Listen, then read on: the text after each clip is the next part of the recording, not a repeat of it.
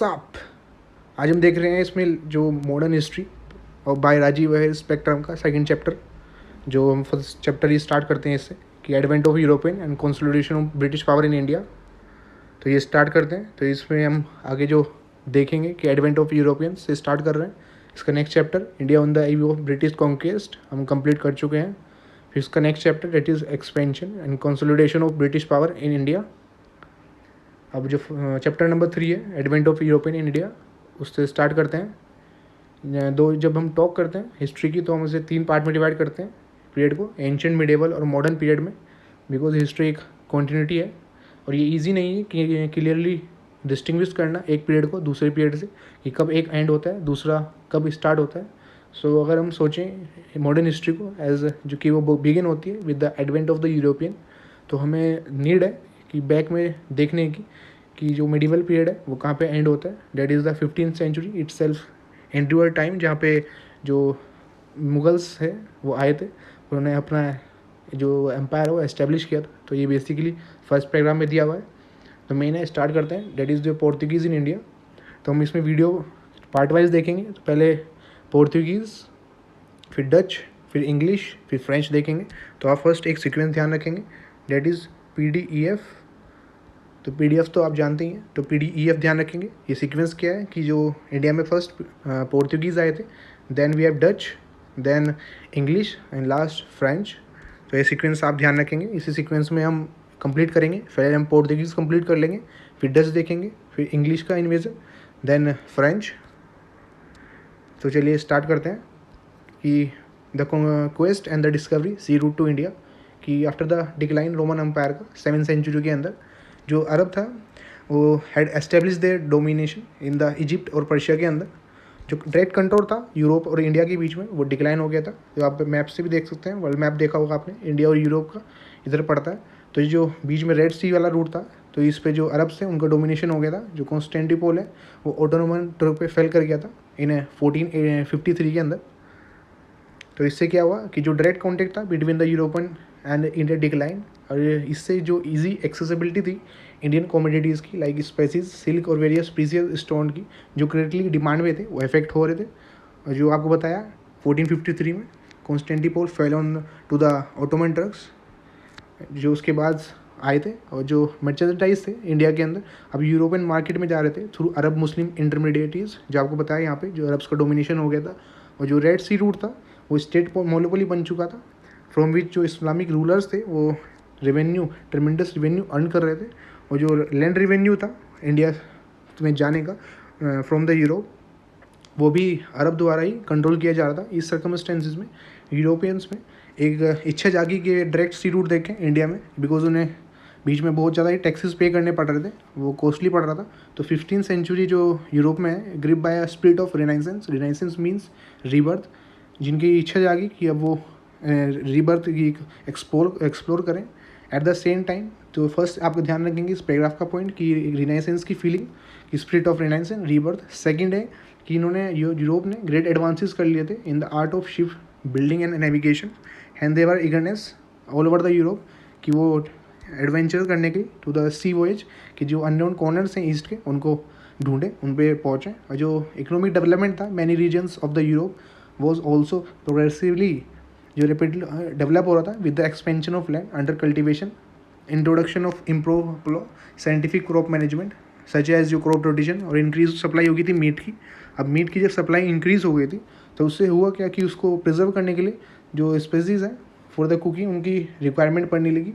तो जो हमारा इंडिया है वो स्पाइसेस के लिए फेमस है। इसका बेस्ट एग्जांपल कि इकोनॉमिक्स में हमने पढ़ा है मसाला बोन, तो जो मसाला उसका नेम इसलिए रखा गया बिकॉज हमारा इंडिया का फेमस है। Prosperity also grew and with that जो डिमांड थी ओरिएंटल लग्जरी गुड की वो भी इंक्रीज होगी। तो यहाँ तक आपको पूरा ही क्रिस्टल क्लियर हो जाना चाहिए। जो विनाइस और जुनोय थे जो अर्लियर प्रोस्पर थे थ्रू उनके ओरिएंटल गुड्स के तरह स्मॉल थे, were too small to take in on the mighty Ottoman Turks. वो इतने स्मॉल तो थे कि वो उसके ऊपर तो डोमिनेशन नहीं दिखा सकते थे, लेकिन उन्होंने जो अपनी सपोर्ट थी उन्होंने हेल्प करी। जो नॉर्थ यूरोपियंस थे वो रेडी थे कि वो हेल्प कर सकें to the Portugal and the Spain with the money और द मैन। इसमें दिया जो जिनोम था वो रेडी था कि प्रोवाइड करे शिप भी और टेक्निकल नॉलेज भी। अब इसमें जो नेक्स्ट है इंपॉर्टेंट, की जो हिस्टोरियंस ने ऑब्जर्व किया कि जो आइडिया फाइंडिंग का ओशन रूट एक ऑब्सेशन बन चुका था for the Prince Henry of Portugal, जिनका नेम पड़ गया था नेविगेटर भी।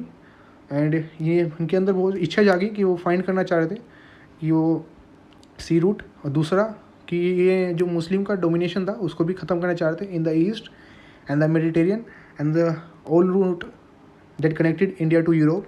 जो पोप निकोलस भी थे, उन्होंने प्रिंस हेनरी को एक बुल दिया in 1454 and confirm him right to navigate the sea to the distant shore of the orient, more specifically as far as India.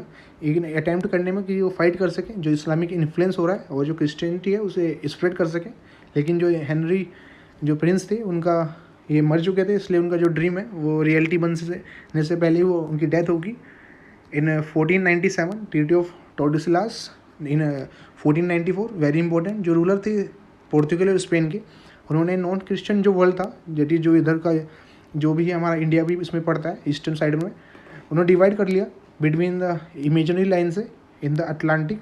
Very आप कीवर्ड्स हैं, ध्यान रखेंगे, मार्क कर सकते हैं अपने बुक में, किससे some 1300 miles west of the Cape Verde island. तो ज़रूर आप एक बार गूगल पे जाके इसको सर्च करेंगे, इससे आपकी इमेज सेट हो जाएगी माइंड में कि इससे वेस्ट में इन्होंने एक इमेजनरी लाइन से अटलांटिक में डिवाइड किया था। और इस ट्रीटी के अंडर जो पोर्तुगल था उन्होंने क्लेम किया, ऑक्यूपाई किया सभी चीज़ जो ईस्ट में पड़ती है उस लाइन के, क्योंकि आप इसमें भी देख सकते हैं थोड़ा कॉमन सेंस से कि ईस्ट में हमारा इंडिया, प्यारा भारत, और जो पोर्तुगल का इन्वेजन हम पढ़ रहे हैं तो ये यहीं पे आए थे, तो इन्हें ईस्ट मिला था इस लाइन से। तो पोर्तुगल ने क्लेम किया ईस्ट, और जो स्पेन था उसने क्लेम किया एवरीथिंग टू द वेस्ट। और ये सिचुएशन थी वो था प्रिपेयर कि पोर्तुगेज का इन्वेशन हो सके वाटर के थ्रू अराउंड इंडिया। और इट वॉज इन 1487 की जो फर्स्ट पोर्तुगीज नेविगेटर थे बार्थोलोमेओ डियास, वो केप ऑफ गुड होप, जो केप ऑफ गुड होप है अफ्रीका में, वहाँ पे उन्होंने आए थे, sail to the eastern coast. और ये वेल कन्विंस थे कि जो वहाँ पे पहुँचे हैं वो इंडिया है। लेकिन इसके 1487 के 10 साल बाद ही जो इंडिया की ये यात्रा है वो स्टार्ट की गई, और उसके स्टार्ट करने के 10 साल बाद ही दैट इज़ इन 1497 ये स्टार्ट हुई थी, और उसके 11 महीने के अंदर ही वो इंडिया में पहुँच गए थे इन 1498। अब ट्रेडिंग टू रूलिंग देखते हैं कि वास्को डी गामा आए थे 3 शिप्स को लेके under the Vasco da Gama, जो गुजराती पायलट की हेल्प से अब्दुल माजिद एट कैलिकट इन 1498। तो ये डेट अभी हम चार्ट के थ्रू भी आगे डिस्कस करेंगे, आपको याद रहेगी पूरी क्रोनोलॉजी, बस एक बार ध्यान रखेंगे 1498 में वास्को डी गामा आए थे with the help of Abdul Majid, profoundly affect the course of Indian history. जो हिंदू रूलर थे कैलिकट के जैमोरिन, इन्हें समुद्री भी बोलते थे, उनका कोई उन्हें इनकी इंटेंशन के बारे में नहीं पता था यूरोपियंस के। प्रोस्पेरिटी जो इस किंगडम की थी was due to the Calicut position as an entry port, और इन्होंने इसका बहुत ही हम्बली फ्रेंडली रिसेप्शन दिया to the Vasco da Gama, जो अरब ट्रेडर्स थे जिनका अच्छा बिजनेस चला था ऑन द मलापर कोस्ट। उन्हें अच्छा नहीं लगा कि पोर्तुगीज़ अब उस पर होल्ड बनाने के लिए आए हैं। वो सेंचुरीज से जो ट्रेडिंग सिस्टम था इंडियन ओशन के अंदर, उसके न्यूमररी पार्टिसिपेंट्स रहे हैं like Indians, Arabs, Africans from the eastern coast, Chinese, Japanese and among others. But these participants had acted according to some tactic rules of the conduct. लेकिन इनमें से जो जितने भी ये पार्टिसिपेंट्स थे इन्होंने कुछ बेसिक रूल के अकॉर्डिंग एक्ट किया, और इनका बेसिक जो एजेंडा था वो केवल प्रॉफिट मेकिंग था, ना कि अपनी मोनोपोली बनाना। लेकिन जो पोर्तुगीज़ थे उन्होंने इसे आइडिया को चेंज कर दिया, इस माइंडसेट को। ये they wanted to monopolise the hugely profitable eastern trade by excluding the competitors, जो भी आपको बताया जा रहा था, स्पेशली अरब्स को इनका डोमिनेशन था। जो वास्को डी गामा 3 महीने तक रहे इंडिया के अंदर, और जब वो रिटर्न कर गए पोर्तुगल में तो अपने साथ ले गए रिच कार्गो, उन्होंने बेचे और जो यूरोप के अंदर, और बहुत ह्यूज प्रॉफिट कमाया। बताते हैं कि 60 टाइम्स उनको यहाँ से जब सेल करते थे प्रॉफिट होता था, और उनका जो भी एक्सपेंडिचर होता आने जाने का उसको काट के। जो इम्पोर्टेंट है importance direct access to the pepper trade, वो क्लियर हो गई थी इनके माइंड्स में इस फैक्ट से कि that elsewhere the Europeans who had to buy through Muslim middle man, कि इन्हें पहले भी जो बीच में है उससे परचेज़ करना पड़ रहा था। लेकिन जब डायरेक्ट एक्सेस ये ले जा रहे थे तो उन्हें ह्यूज प्रॉफिट हो रहा था, कि पहले इन्हें मुस्लिम जो मिडिल मैन है उससे परचेज़ करना पड़ रहा था। तो इन स्पाइट ये लिखा हुआ था spend 10 times as much for the same amount of pepper, कि जब मुस्लिम मिडिल मैन था बीच में तो उसी सामान के लिए इन्हें 10 टाइम्स ज़्यादा पे करना पड़ रहा था। एंड नॉट सरप्राइजिंगली अदर जो प्रॉफिट सीकिंग मर्चेंट्स थे यूरोपियन नेशंस के, उनकी भी इच्छा जागी अब इंडिया जाने के लिए और ट्रेड करें डायरेक्टली। कि जो फर्स्ट यात्रा थी वो की गई पेड्रो एल्वारेज कैब्रल द्वारा for the trade for the spices. इन्होंने नेगोशिएट किया और इस्टेब्लिश करी फैक्ट्री एट द कैलिकट, ये मार्क करेंगे आप। वेयर ही अराइव इन सितंबर 1500 के अंदर, 1500 के अंदर। और एक इंसिडेंट हुई कॉन्फ्लिक्ट पोर्तुगीज़ फैक्ट्री के अंदर, मतलब एक कॉन्फ्लिक्ट हुआ कि जब पोर्तुगीज़ की जो फैक्ट्री है कैलिकट में अटैक कर दी गई लोकल्स द्वारा, जिससे कि जो सेवरल पोर्तुगीज़ हैं उनकी डेथ हो गई। और रिटेलिएशन में उसका विरोध करते हुए जवाबदारी में जो कैब्रल थे उन्होंने number of Arab merchant ships को सीज कर लिया और किल कर लिए। 100 ऑफ क्रू बिसाइड्स कन्फिस्केट कर ली उनके कार्गो और बर्न कर दी उनकी शिप्स भी। अब आप किसी को जो बेसिकली कन्फ्यूज़न हो कार्गो क्या होते हैं, तो आप गूगल पे जरूर देखें। तो आपने पोर्ट्स पे देखा होगा, जो मूवीज़ में भी दिखाते हैं कि जो आयरन के जिसमें सामान लेके जाए जाते हैं उनको बोलते हैं। जो कैलिकट है वो was bombarded by Cabral. Later जो कैब्रल है सक्सीड रहे, कामयाब रहे कि उन्होंने ट्रीटीज़ कर ली जो लोकल रूलर्स थे कोचिन और कन्नौर के। अब वास्को डी गामा दोबारा है इंडिया में 1501 में। अब जो जैमोरिन है उन्होंने जब वास्को डी गामा ने उन्हें कहा कि वो एक्सक्लूड कर दें अरब मर्चेंट को ट्रेड पे, लेकिन जैमोरिन ने मना कर दिया कि वो अरब मर्चेंट को डिक्लाइन नहीं करेंगे in the favour of the Portuguese. उन्होंने कहा है कि उनका मन था कि उनका ट्रेड अच्छा चल रहा है, वो इस पॉलिटिक्स में घुसना नहीं चाहते, the fight between Arab and the Portuguese. तो इसलिए इन्होंने वास्को डी गामा को मना कर दिया। And when the Vasco da Gama combined commercial grid with the ferocious hostility and with the Venetians or Arab, अभी his rupture with the Zamorin next देखते हैं thus become total और complete। तो जो अब इन्होंने सलामती से जो वास्को डी गामा ने उन्होंने ट्रेडिंग फैक्ट्री सेटअप करी at the Cannanore, very important. Gradually जो कैलिकट कन्नौर और कोचिन है वो इंपॉर्टेंट ट्रेड सेंटर बन गया पोर्तुगीज़ का। Gradually under the pretext of protecting the factory, अब इन्होंने फोर्टिफिकेशन करना स्टार्ट किया कि पहले फैक्ट्री करी, अब किलाबंदी जो होती है उसको ये करने की परमिशन इन्होंने ले ली। नेक्स्ट है फ्रांसिस्को दी अल्मेडा, ये 1505 के अंदर जो किंग है पोर्तुगल ने उन्होंने एक गवर्नर अपॉइंट किया इंडिया के अंदर 3 सालों के लिए, और उसे इक्विप किया सफिशिएंट पावर के साथ, फोर्स के साथ, जिससे वो पोर्तुगीज़ का इंटरेस्ट है उसे प्रोटेक्ट कर सके। जो फ्रांसिस दी अल्मेडा थे एक न्यूली अपॉइंटेड गवर्नर थे, जिन्हें कहा गया कि वो पोजीशन है पोर्तुगीज़ की इंडिया के उसे मजबूत करे, कंसोलिडेट करे और डिस्ट्रॉय करे मुस्लिम ट्रेड का बाय सीजिंग एडन, ऑर्मोज और Malacca. He was also advise कि वो बिल्ड करें फोर्ट्रेसेस कहाँ पे, at Anjadiva, Cochin, Cannanore and Kilwa. But Almeida however encountered along with the opposition of the Zamorin, कि इन्हें 2 लोगों से अपोजिशन मिला, फर्स्ट इज़ जैमोरिन से और दूसरा जो सुल्तान थे इजिप्ट के मेमुलुक, इनसे थ्रेट थे। Encourage by the merchant of the Venice whose lucrative commerce were now at risk due to the Portuguese invasion. जो Egyptian raise a fleet in the Red Sea to stop the advances of the Portuguese. तो basically हुआ क्या, अब जिसमें एक important है battle of the due, ये दिखाई नहीं पड़ती है आपकी जो मॉडर्न हिस्ट्री की बुक में जब आप रीड करते हैं, तो अब स्पेशली मेंशन करेंगे बैटल ऑफ ड्यू, ये हुई थी 1507 में। तो इसमें क्या हुआ था कि जो पोर्तुगीज़ थे उन्हें डिफीट कर दिया गया था by the combined आर्मीज of the Egypt और गुजरात नेवीज़ के अंदर, जिसमें अलमाइदा का जो बेटा था वो मर गया था। और नेक्स्ट ईयर उन्होंने अलमीदा ने रिवेंज लिया कि इनकी दोनों की ही आर्मी को क्रश कर दिया। कि जो अलमीदा का विज़न क्या था, was to make the Portuguese the master of the Indian Ocean. तो इसकी जो पॉलिसी थी वो थी blue water policy, that is cartaz system. तो एक परमिट सिस्टम है कि उस जिससे कस्टम ड्यूटी होती है कि उस परमिट के बिना कोई नहीं जाएगा, कि जो अगर ओशन में उसको जाना है। तो ये पूरा ही आप तो क्लियर है। नेक्स्ट है अल्फोंसो डी अल्बुकर्क, तो ये इन्होंने अलमीदा को सक्सीड किया, उसके बाद ही आए थे as a governor in India, और ये रियल फाउंडर थे पोर्तुगीज़ पावर का इंडिया के अंदर। जो टास्क कंप्लीट किया गया बिफोर इज डेड, इन्होंने सिक्योर किया पोर्तुगीज़ के लिए स्ट्रेटेजिक कंट्रोल इंडियन ओशन का, अपने बेसिस एस्टेब्लिश किए overlooking all entrances to the sea, और इन्होंने स्ट्रॉन्ग होल्ड कर दिया पोर्तुगीज़ का in the East Africa, Red Sea में, एट ऑर्मोज, मलाक्का के अंदर भी। और जो पोर्तुगीज़ थे under Albuquerque bolstered their strong hold by introducing एक परमिट सिस्टम, जो कार्टे सिस्टम हमने ऊपर भी डिस्कस किया। इन्होंने भी एक परमिट सिस्टम लाए थे दूसरी शिप्स के लिए, और एक्सरसाइज किया control measure ship building centres पे भी अंदर। और जो नॉन अवेलेबिलिटी थी टिम्बर की इन द गल्फ और Red Sea region for ship building भी पोर्तुगीज़ को हेल्प किया इन देयर ऑब्जेक्टिव, बिकॉज हमने फर्स्ट पैराग्राफ में ही फर्स्ट पेज पे देख लिया था कि इन्होंने बहुत ज़्यादा एडवांसेस कर लिए थे शिप बिल्डिंग में। तो इनके पास ऑलरेडी शिप्स थी, ये बना के इनके पास लाए थे, लेकिन यहाँ पे जो रेड सी रीजन है और गल्फ का रीज़न है, यहाँ पे टिम्बर नहीं मिल पा रही थी, तो शिप बिल्डिंग ही नहीं हो पा रहा था, बिकॉज इन पर एडवांटेज था कि इनके पास शिप्स थी। नेक्स्ट है कि जो अल्बुक्विक है, इन्होंने गोवा को ले लिया from the sultan of Mirzapur in 1510, बड़े ही आसानी से। जो प्रिंसिपल पोर्ट था of the sultan of Mirzapur, ये बन गया first bit of Indian territories जो ये किसी यूरोपियंस के अंदर में आई है after the Alexander the great. और इंटरेस्टिंग फीचर्स क्या था इस रूल का, इन्होंने अबोलिशन ऑफ सती भी किया था। जो पोर्तुगीज़ मैन थे जो अब यात्रा पे आए करके आए थे इंडिया के अंदर, अब वो स्टे मतलब बैक इन इंडिया में ही रह गए फ्रॉम द अरबिक जो आया था उसके दिनों से। इन्होंने शादी कर ली इंडिया के अंदर ही। और Goa in the province of north इन्होंने एस्टेब्लिश किया themselves as a village landlord, और नई रोड भी बनाई, इरीगेशन काम भी किया, और इंट्रोड्यूस करी न्यू क्रॉप। वेरी इंपॉर्टेंट पूछ लेते हैं कि the crops introduce by the Portuguese, तो देखेंगे टोबैको, कैशू नट की, और बेटर प्लांटेशन वेराइटीज़ कोकोनट की, डिसाइडिंग प्लांटीज, जिससे कि रस्सियाँ बनाने के लिए जो हेल्प यूज़ होता था।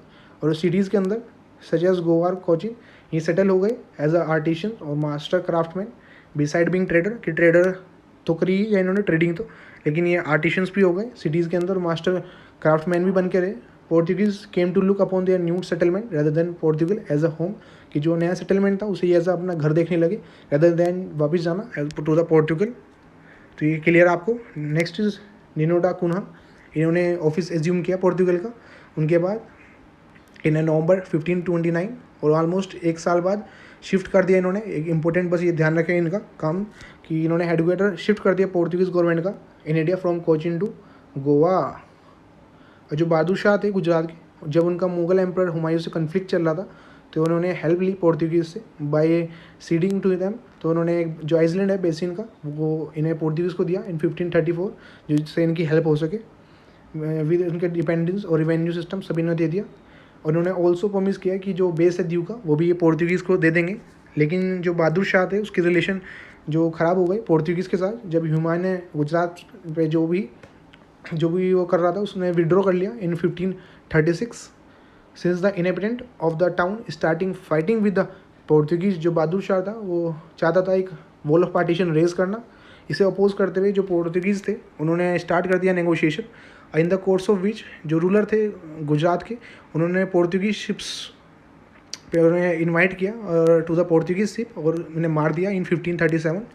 जो नाना डा कुना है was also attempting to increase Portuguese influence in Bengal by settling many Portuguese national there with Hooghly as its main headquarter. तो ये पूरा ही क्लियर है आपको। फेवरेबल कंडीशन देख लेते हैं फॉर द पोर्तुगीज कि इंडिया के अंदर एक्सेप्टिंग गुजरात कि जो रूल किया जाता है पावरफुल महमूद बेगरा।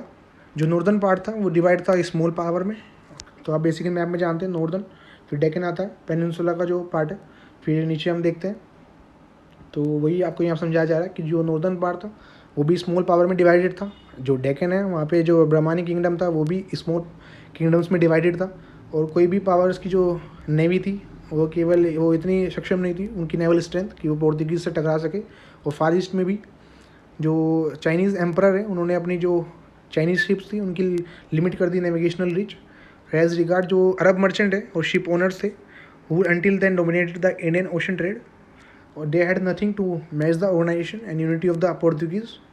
मोरेवर जो पोर्तुगीज़ थे उनके पास कैनन थी placing on their ships, कि उनकी शिप्स पे तोपें लगी हुई थी, तो ये एडवांटेजेस उन्हें थी। तो हम पूरी क्लियर हो गई है। पोर्तुगीज़ स्टेट देख लेते हैं, वेरी इंपॉर्टेंट, कि जो जनरल टेंडेंसी थी इज़ टू अंडरस्टिमेट करते थे पोर्तुगीज़ का होल्ड इंडिया में।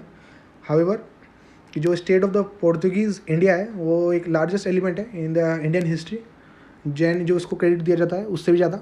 और मैनी ऑफ द जो कोस्टल पार्ट है इंडिया का वो पोर्तुगीज़ पावर के अंदर आ गया था 50 साल के अंदर ही, जब वास्को डी गामा आए थे। Please write in the comment section कि वो कब अराइव करा था उन्होंने कैलिकट में। तो जो पोर्तुगीज़ थे have occupied some 60 miles of coast around Goa, और वेस्ट के अंदर from Bombay to Daman and Diu to the approach to the Gujarat इन्होंने कंट्रोल कर लिया। जो 4 मोस्ट इंपॉर्टेंट पोर्ट्स थे एंड हंड्रेड्स ऑफ टाउन और विलेजेस। तो ध्यान रखेंगे आप वेस्ट का ये आ गया कि पोर्तुगीज स्टेट। अब साउथ में देख लेते हैं कि यहाँ पे साउथ आ गया। They had under the claim of chain of sea ports थे लाइक मालाबार, ये मंगलोर, कन्नौर, कोचिन एंड कैलिकट। जो दो उनकी जो पावर थी मालाबार में वो कंसोलिडेट मजबूत नहीं हो पाई, ये इनफ थी कि इंश्योर कर सकें कि जो ये इन्होंने वेस्ट में लिया है और जो साउथ में कि उनका इन्फ्लुएंस देखा जा सके लोकल रूलर्स पे। जो पोर्तुगीज़ ने एस्टेब्लिश करे मिलिट्री पोस्ट भी settlement on the east coast. तो हमने वेस्ट देख लिया, साउथ अब यहाँ ईस्ट कोस्ट है एट द सेंटोंग चेन्नई के अंदर and Nagapattinam in Andhra. And toward the end of the 16th century एक वेल्दी सेटलमेंट बन चुका था हुगली के अंदर भी in the West Bengal. Envoy and ambassador भी एक्सचेंज करे जाते थे गोवा के बीच में, और बहुत सारी किंगडम्स इंडिया के अंदर ऑफ द टाइम। जो ट्रीटीज़ थी between the Goa and the Deccan sultan in 1510 की गई, जो रेगुलरली रिन्यू हो रही थी एज लॉन्ग एज जो किंगडम्स था lasted. Portuguese always air a role जो प्ले कर सके सक्सेसिव बैटल में for the balance of power between the Vijayanagar and the Deccan sultan, between the Deccanis और मुगल्स और मराठास। इंटरेस्टिंगली जो पोर्तुगीज़ थे, वेरी इंपॉर्टेंट पैराग्राफ, कि फर्स्ट यूरोपियन थे जो इंडिया में आए, वो लास्ट थे उनको जो लीव करने वाले। तो कंफ्यूज ना हुए कि हम जब सीरीज़ पढ़ेंगे कि हम फ्रेंच तक पहुँचेंगे, लेकिन फ्रेंच नहीं थे वो, जो पोर्तुगीज़ थे जो फर्स्ट यूरोपियन थे जो इंडिया में आए थे, और लास्ट थे जो इन्होंने लीव किया था। It was in 1691 before the government of India act, जिसने गोवा को दोबारा रिकैप्चर किया था दमन दियो को भी पोर्तुगीज़ से। अब पोर्तुगीज़ का एडमिनिस्ट्रेशन देख लेते हैं कि जो हेड ऑफ द एडमिनिस्ट्रेशन थे वो वाइसराय देखते थे, जो 3 साल के लिए सर्व करता था अपने सेक्रेटरी के साथ, और लेटर ईयर में एक काउंसिल के साथ। नेक्स्ट इंपॉर्टेंस जो थी कि जो रिवेन्यू को देखता था, डेट इज़ वेडोडा फरेंडा, ये रिस्पॉन्सिबल थे रिवेन्यू के लिए और डिस्पैच करने के लिए फ्लीट्स को। और जो fortresses from the Africa to China वो अंडर द कैप्टन, कि जो हमने आगे भी देखी थी किलाबंदी, जो इनकी जो पावर है और कम्युनिकेशन इंक्रीज ही हो रहा था। रिलीजियस पॉलिसी देख लेते हैं कि जो मोर्स वो बिटर एनिमीज़ थे पोर्तुगीज़ के नॉर्थ अफ्रीका के अंदर, अरब्स भी, और अरेबियल था इनका ईस्ट में। जो पोर्तुगीज़ अपने साथ लाए उत्साह में कि वो क्रिश्चियनिटी को प्रमोट करेंगे, और उनका मुस्लिम को दबाने का था, जो हमने स्टार्टिंग में ही पढ़ा था कि प्रिंस हेनरी ने का थॉट था ये। इंटॉलरेंट थे ये मुस्लिम के प्रति, लेकिन स्टार्टिंग में इनिशियली में ये टॉलरेंट थे कि ठीक व्यवहार था इनका हिंदूज़ की तरफ। हाउएवर टाइम के साथ ही इनका जो इंट्रोडक्शन है इंक्लूजन इन गोवा, इनका जो चेंज हो गया, जो पर्सपेक्टिव था टुवर्ड द हिंदूज़ भी। In spite of intolerant behaviour, जो जेजुअस था उसने एक गुड इंप्रेशन बनाया in the court of the Akbar, mainly due to the Mughal emperor interested in question of theology. तो जो अकबर थे मुगल एम्पर, उनका इंटरेस्ट रहता था कि जो डिफरेंट धर्म है उनके बारे में जानने का। तो उन्होंने अपने जो सभा होती थी उसमें बुलाया था, आगे देखेंगे। इन सितंबर 1579 जो अकबर ने एक लेटर फॉरवर्ड किया, जो भी गोवा की अथॉरिटीज़ थी उन्हें रिक्वेस्ट किया कि 2 लर्न प्रिस्ट को भेजें। अब चर्च अथॉरिटी थी जो गोवा के अंदर, उन्हें एक ईगरली जो इन्विटेशन था उसे एक्सेप्ट कर लिया, बिकॉज उन्होंने लगा एक अपॉर्चुनिटी मिल गई है जिसको वो अपने जो रूलर है ये मुगल रूलर उसको क्रिश्चियनिटी में कन्वर्ट कर सकते हैं। तो एक अपॉर्चुनिटी देखी उन्होंने इसमें। और जो जेजुइस्ट फादर थे रुडोल्फो एंड इधर एंटोनियो, वो सिलेक्ट कर थे इस पर्पज़ के लिए, और दे रिच फतेहपुर सीकरी 1580 में। उन्होंने रिसीव किया ऑनर अकबर से और वापस हो गए 1583 में। और जो उनकी होप्स थी वो अभी उनका अभी कम हो गई बिल्कुल, कि जो एंटरटेन करना चाहते अकबर का conversion to the Christian faith. Second mission इन्होंने दोबारा जब अकबर ने बुलाया 1590 में, और ये भी एंड हो गया सिमिलर नोट में 1592 के अंदर 2 साल में। तीसरा मिशन भी दोबारा स्टार्ट हुआ जब अकबर ने बुलाया इन 1595 लाहौर के अंदर, जो यहाँ पे कोर्ट लगी हुई थी, और ये कंटिन्यू रहा as a sort of permanent institution. They were extending their influence on the secular part. अब जो फादर जेरोम जेवियर थे और इमोएल पिनहोरो थे वो द लीडर थे इस मिशन की, जो थर्ड मिशन था।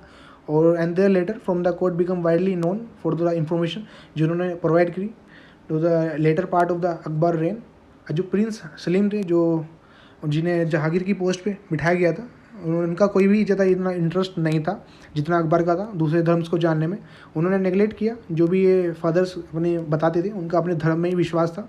ग्रेजुअली हाउएवर जो टेम्परेरी एस्ट्रेंजमेंट था फ्रॉम द जो जेजुअस जो कर रहे थे जो अकबर के टाइम पे, वो एंड हुआ। और 1606 में उन्होंने रिन्यू कर दिया his favour to them the elegant and the spacious church Lahore, उसे अलाउ कर दिया to be retain by them along with the collegium और द प्रिस्ट रेजिडेंस।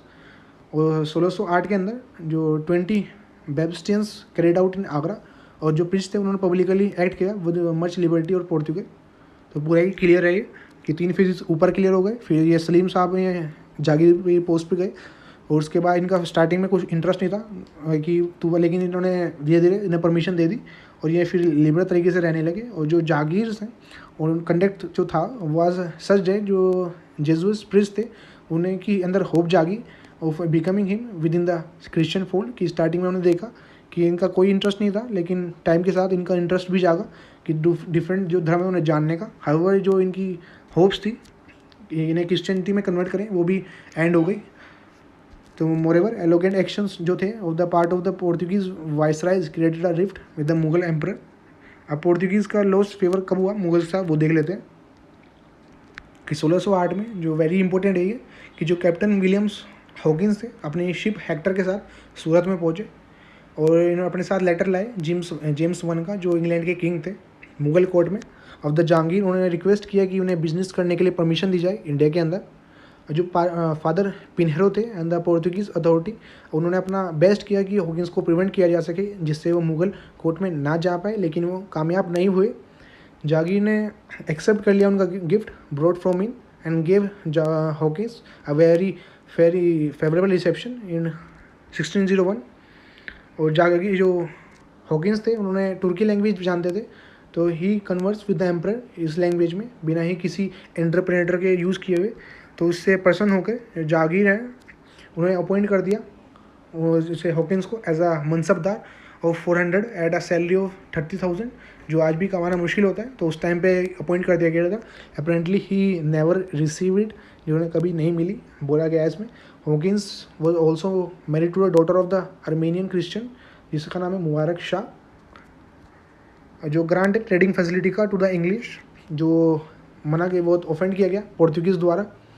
और नेगोशिएट करने के बाद भी a truce was establish between the Portuguese and the Mughal emperor. जो पोर्तुगीज़ थे उन्होंने रोक दिया जो भी इंग्लिश की शिप थी सूरत में पोर्ट पे एंटर करने से।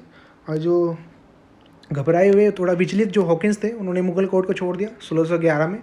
और वो काउंटर नहीं कर पा रहे थे जो पोर्तुगीज़ जो भी रोक रहे थे इनको। हाउएवर इन नवंबर 1612 इंग्लिश अगेन जो एक और ship I dragon under the captain best, दूसरी लिटिल शिप के साथ ओशियंडर, जिसने सक्सेसफुली लड़ाई करी पोर्तुगीज़ फ्लीट के साथ जहांगीर और उन्हें हरा भी दिया। जो जहांगीर थे वो इस बात से बड़े ही प्रसन्न हुए कि उनकी नेवी को देख के इम्प्रेस हो गए। और जो पोर्तुगीज़ एक्ट करते थे act of piracy also result in conflict with the imperial Mughal government. और जो 1613 में पोर्तुगीज़ ने ऑफेंड करा जहांगीर को बाई कैप्चरिंग मुगल शिप को भी उन्होंने कैप्चर कर लिया और जो बहुत सारे मुगल्स को भी जेल में डाल दिया गया। एंड एनरेज जहांगीर ने क्या किया, गुस्से जहांगीर जी ने ऑर्डर कर दिया मुकर्रब खान को कि वो चार्ज ले लें सूरत का और इसे सोल्व करें। However it was during the reign of Shah Jahan, जो भी एडवांटेजेस थे पोर्तुगीज़ इंजॉय करते थे मुगल कोर्ट द्वारा वो लॉस्ट हो गए थे। And also lost were the hopes of converted the royal family और मुगल को क्रिश्चियनिटी में, जो ऊपर हमने देखा था कि इन्होंने अकबर के टाइम पे भी 3 अटैम्प्ट लगाए थे कि जो उन्हें क्रिश्चियनिटी में कन्वर्ट कर सकें, वो भी ख़त्म हो गई। और जो इनका एडवांटेजेस यूज़ कर रहे थे वो भी एंड हो गई because of the welcome according to them and the religious by Akbar and Jahangir. अब हुगली का कैप्चर देख लेते हैं कि on the basis of the imperial farman of 1579 जो पोर्तुगीज़ है वो सेटल हो गए ऑन द रिवर बैंक, जो शॉर्टेस्ट डिस्टेंस है फ्रॉम द सतगांव बंगाल के अंदर, टू कैरी अपनी ट्रेडिंग एक्टिविटीज़। और सालों के साथ ही उनकी जो मजबूत होती गई अपनी पोजीशन, बिग बिल्डिंग कंस्ट्रक्ट करते गए जिससे कि उनका ट्रेड होता चला गया Satgaon to the new port. उन्होंने माइग्रेट कर लिया टाउन हुगली में। They monopolise the manufacture of salt, build कर लिए custom house of their own और स्टार्ट किया इन्फोर्स करना एक ड्यूटी किस प्रोडक्ट से, टोबैको पे, जो एक इम्पोर्टेंट था, आर्टिकल बन चुका था ट्रेड का since the introduction at the beginning of the 17th century. और जो पोर्तुगीज़ थे not only made money as a trader but also started cruel slave trade by purchasing और सीजिंग हिंदू और मुस्लिम चिल्ड्रन। जो पोर्तुगीज़ थे वो केवल पैसा ही नहीं बना रहे थे, उन्होंने एक गलत एक्टिविटी भी स्टार्ट कर दी कि वो जो मुस्लिम और हिंदूज़ के चिल्ड्रन थे उन्हें भी बेचने का काम करने लगे, उन्हें भी स्लेव बनाने लगे, whom they bought up as Christian, उन्हें क्रिश्चियनिटी में कन्वर्ट कर रहे थे। और इस कोर्स में और इन्होंने जो 2 मुस्लिम गर्ल्स थी ऑफ द मुमताज़ महल उन्हें भी सीज़ कर लिया। और 24 जून को 1632 में जो Mughals siege of Hugli began, तो इससे ही ending in its 3 months later जो शाहजहाँ ने ऑर्डर किया बंगाल के जो गवर्नर थे कासिम खान को कि वो एक्शन ले अगेंस्ट द पोर्तुगीज़। और जो सीज़ है हुगली का finally led to the Portuguese fling. जो मुगल्स थे वो इन्होंने 1000 मैन का लॉस सफ़र किया, but also took 400 prisoner to Agra. जो प्रिजनर थे वो ऑफर्ड कि उन्हें ऑप्शन दिया गया कि वो इस्लाम में कन्वर्ट हो सकते हैं या स्लेव बन के रहे, इस्लाम में हो जाएंगे तो वो फ्री हो जाएंगे। And the persecution of the Christianity continued for some time after it, ये मर चुके थे। डिक्लाइन देख लेते हैं कि 18th सेंचुरी में, कि बाय द 18th सेंचुरी तक कि जो पोर्तुगीज़ थे इंडिया में अपना कमर्शियल इन्फ्लुएंस लॉस्ट कर चुके थे, कि सम ऑफ देम स्टिल अभी बच रहा था इंडिविजुअल कैपेसिटी पे जो कर रहे थे, लेकिन एक साथ जो उनका था वो सब एंड हो चुका था। और मैंने टुक टू पायरेसी और ओबरी करना स्टार्ट कर दिया था। इनफैक्ट जो हुगली था वो यूज़ किया जा रहा था सम पोर्तुगीज़ द्वारा एज अ बेस फॉर, जिससे वो पायरेसी कर सकें in the Bay of Bengal. जो डिक्लाइन था पोर्तुगीज़ का वो सेवरल फैक्टर्स थे उसमें। अब इसमें दिया हुआ कि जो लोकल एडवांटेज जो गेन किए जा रहे थे पोर्तुगीज़ ने इंडिया में वो रिड्यूस हुए, जिस कब से, कि जब से, अभी फर्स्ट पॉइंट मार के लिख सकते हैं मैंने आंसर में भी कि डिक्लाइन क्यों हुआ, कि जिससे पहले की जो पावरफुल डायनेस्टीज़ थी वो इंडिया में आ गई थी, जैसे कि Egypt, Persia, north America. Marathas भी आ गए थे, नेवियर थे उनके, जो बिकॉज जो मराठास ने सेल्सिट और बेसिन कैप्चर कर लिया था इन 1739 फ्रॉम द पोर्तुगीज़। और जो रिलीजियस पॉलिसी थी सेकंड, कि जो रिलीजियस पॉलिसी थी पोर्तुगीज़ की, कि बिकॉज हमने देखा कि वो क्रिश्चियनिटी में कन्वर्ट करना चाह रहे थे, वो भी असंतोषजनक थी, उसके कारण इनका डिक्लाइन हुआ। थर्ड, इनका जो डिसकंटेंट ट्रेड प्रैक्टिसेस थी, कि ये अपना प्रॉफिट नहीं देख पा रहे थे, कि इन्हें पूरी मोनोपोली ही करनी थी, वो उसके कारण भी। जो सेकंड, उसके थर्ड आता है ये हो चुका है। फोर्थ है कि जो डिस्कवरी हो गई थी ब्राज़ील की, उसने भी इनका डाइवर्ट कर दिया इंटरेस्ट था टू द वेस्ट। अभी यूनियन दो स्ट्रॉन्ग किंगडम का, स्पेन और पोर्तुगल का, इन 1580 and 81, dragging the small kingdom into the Spain war, उससे भी इनका जो इंटरेस्ट है वो भी ख़राब हुआ, उसने भी इफेक्ट किया पोर्तुगीज़ की मोनोपोली। जो अर्लियर मोनोपोली थी of the knowledge of the sea route, जो हमने उसमें देखा था कि अनअवेलेबिलिटी टिम्बर की in the Gulf and the Red Sea, वो इन्हें एडवांटेज दे रही थी। लेकिन अब जो नॉलेज थी सी रूट की और शिप मेकिंग की, वो अब एक सीक्रेट नहीं रही थी। सून इनफ कि जो डच और इंग्लिश थे उन्हें भी ये सीख ली थी, ये स्किल है of the ocean navigation. As the new trading communities from the Europe arrive in India, they become fierce rivalry among them. और इस स्ट्रगल में जो पोर्तुगीज़ थे had to give away to the more powerful and enterprise competitor. और जो Dutch और English थे उनके पास ग्रेटर रिसोर्सेज थे इनसे ज़्यादा। वन बाय वन जो पोर्तुगीज़ का पोजीशन था वो नीचे चाहता गया। Goa which remain with the Portuguese, उसने भी अपनी इंपॉर्टेंस लॉस कर दी after the fall of Vijayanagara empire, जो साउथ में हमने देखा है। Soon it did not matter कि ये किस द्वारा पोजेस किया जा रहा है, अब गोवा ये मैटर करना बंद हो गया।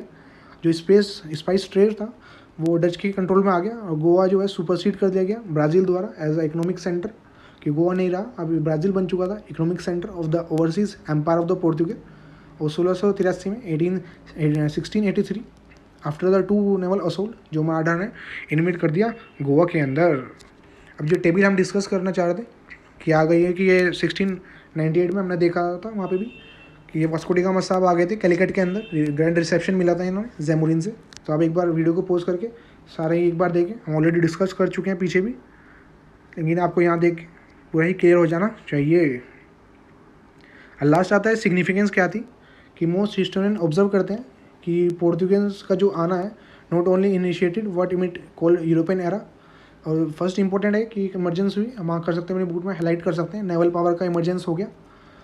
इससे पहले भी जो चोलास थे उनके भी नेवल पावर थे, लेकिन ये फर्स्ट टाइम था कि कोई यूरोपियन पावर इंडिया के अंदर आई है सी के रास्ते से। और जो पोर्तुगीज़ शिप थी उनके पास कैनन लगे हुए थे, ये फर्स्ट शिप थी जिसने मोनोपोली करी ट्रेड के ऊपर।